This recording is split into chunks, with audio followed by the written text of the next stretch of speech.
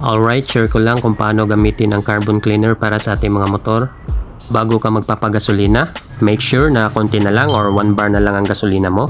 At pagdating mo sa gasolinahan, punta ka muna sa gilid or sa tabi-tabi. Huwag ka muna dumiretso sa gas station area kasi dito mo ilalagay yung carbon cleaner mo para hindi ka makabala sa ibang magpapagasolina. Madali lang naman to gawin. Sa mga baguhan dyan, sa mga hindi pa nakakaalam, meron isang produkto na naglilinis ng mga carbon deposit sa ating mga motor at ito ang PIA Carbon Cleaner ng Yamaha. Meron din naman sa Honda at meron ding ibang brand dyan. Nasa sayo na yan kung anong brand ang gagamitin mo. Dahil Yamaha motor ko, sa Yamaha na lang din ako bumili. Maliit lang bottle na ito, nasa 100 plus lang presyo nito. So umpisahan na natin ang paglagay. Mabilis lang ito, napakadaling gawin. So ayan, nabuksan ko na. Ihalo lang ito sa gasolina natin. Ubusin natin ang isang bottle na to. So ayan, naubos na. Nailagay na natin lahat. So tanong, tuwing kailan nga ba naglalagay ng carbon cleaner?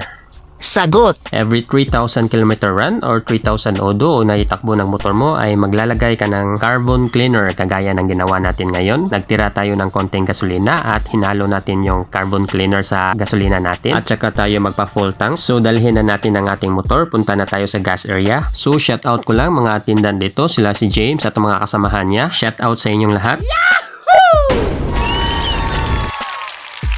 So tanong ulit, hindi na ba kailangan ng mga package na FI cleaning ngayon? Sagot, ang masasabi ko lang, at least once a year kung may budget or may pera ka, kailangan talaga natin mag-avail sa mga package na yan. Kahit sabihin ng iba, wala naman yan sa manual, hindi naman ako gumagamit yan, 5 years na motor ko, wala naman naging problema. Edi, good for you. Sa produkto kasi na carbon cleaner na inilagay natin kanina, hindi kasi nasasali sa paglinis yung throttle body kasi magkahiwalay siya na parte. So, kailangan din malinis yung throttle body kasi dumudumi din talaga siya. Katagalan, baka maging sanhi pa yan ng kung ano-anong problema, malfunctionin sa motor, mabuti na yung mas sigurado.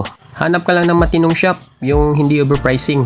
Kasi marami din kasing shop na nananaga talaga sa liig yung presyo nila. Sobrang mahal ng singilan. Target nila yung mga inosente, yung mga baguhan, yung mga nag-uumpisa pa lang sa pagmumotor. Mag-o-offer na kung ano-anong mga maintenance dyan sa motor mo. Kahit hindi pa kailangan, magkapera lang. Kaya ingat kayo dyan sa mga nag-uumpisa pa lang sa pagmumotor. Hindi naman lahat, pero ilan-ilan din sila. So hanggang dito na lang ang video na ito. Kung umabot ka sa puntong ito, maraming salamat sa inyong panonood. Sana nakatulong at nakapagbigay tips sa inyo. Please like and share kung gusto mo. Kung hindi na kita pipilitin. Sa mga expert dyan na may gustong idagdag, i-comment nyo lang para mabasa sa ating mga kasamahan, kapwa fellow riders. So muli, hanggang dito na lang. Maraming salamat.